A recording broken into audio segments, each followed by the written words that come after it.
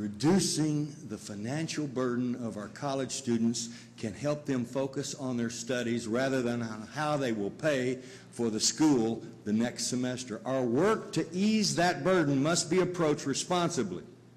When we promise scholarships, the money must remain available if the student remains qualified.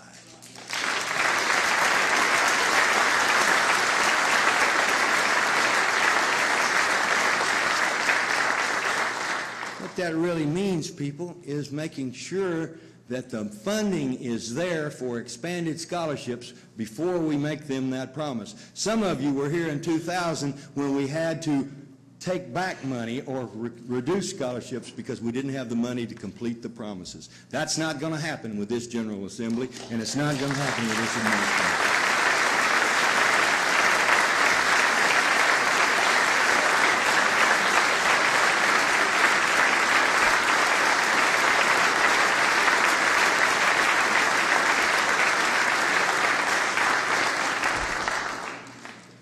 Scholarships are only beneficial, however, when students can access them.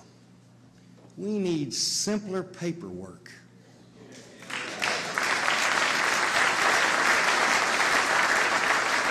I'll go further and say we need less paperwork. And where there is paperwork, the state and the people that the taxpayers pay to do these things ought to be the folks worrying about the paperwork and putting the students where they need to be, not a family who doesn't understand it or a student that doesn't understand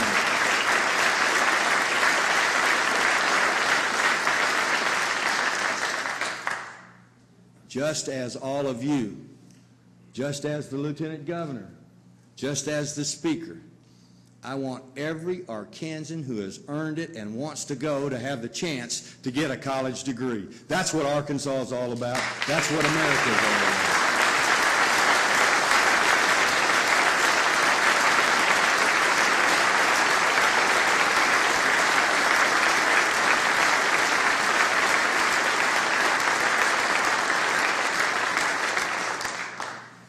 We will also adjust the higher education funding formula to stress graduation rates rather than the number of students that happen to be on campus.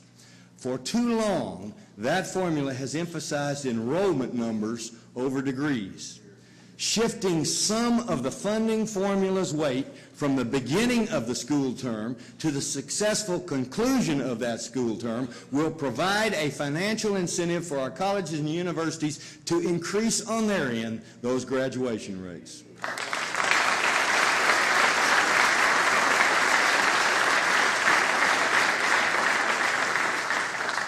Along with the expanded funding for public education, I also want to significantly increase resources for the Division of Children and Family Services.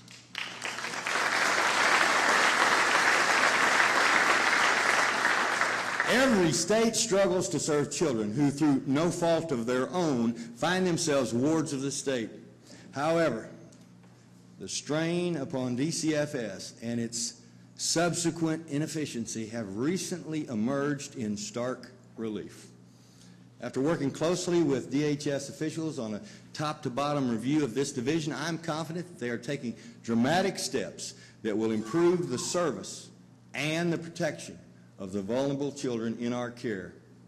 Our next step is to increase those skilled personnel to reduce caseloads, stem the turnover of qualified caring people who too often burn out in an overworked and understaffed system. We will also increase for the world to see the visibility and the accountability of the system by sharing more information with the public, and you're going to have to change the law to allow us to do that.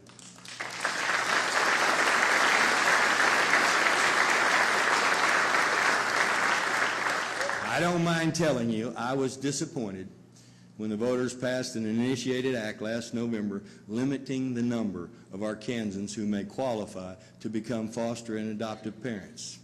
Before Act 1, we already had 3 times more foster children than we had qualified homes available. Now our ability to place these children is even further impeded. So it is imperative for those who supported shrinking the pool of potential foster parents to realize that the number of young and vulnerable Arkansans needing foster care will only continue to grow, and action must now follow their words. More than ever, we need Arkansas families to open up their hearts, open up their homes, to give these children the chance to grow up in a safe and secure environment with devoted families who care about them and will raise them with that kind of compassion. More people are needed now in the foster system, and I hope the folks will step up.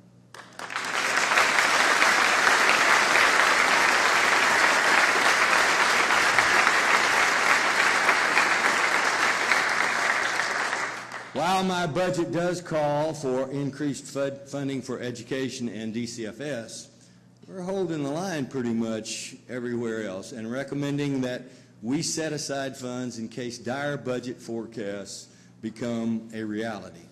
We've saved enough money to cover gaps in key areas, especially in Medicaid and in our prison system.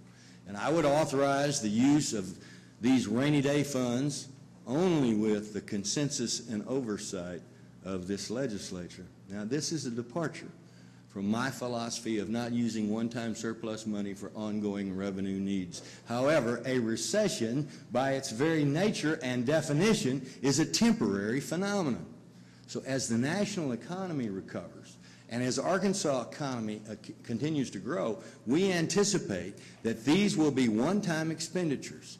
And even if we spend some savings shoring up state services, funds remain available. Funds remain available for general improvement. And this brings me to the second cornerstone of this administration: economic development.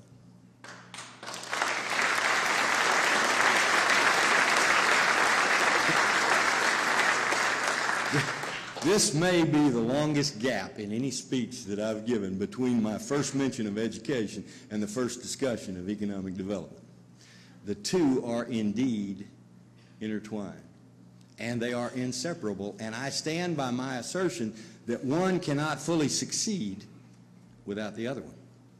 So I'm proud to say that through the tireless work of the Arkansas Economic Development Commission and this legislature's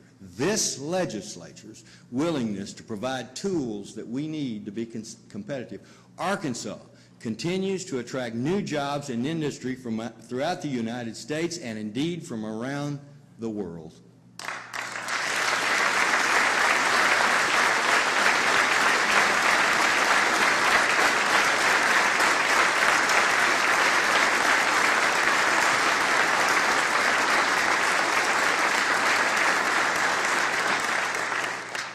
Just last week, or maybe it's 2 weeks ago now, we announced the arrival of Caterpillar in North Little Rock with plans to create 600 jobs and invest $140 million. Last month, Cooper Tire decided that not only would they keep their 1,500 employees in Texarkana, but they'd add as many as 250 more in the coming year.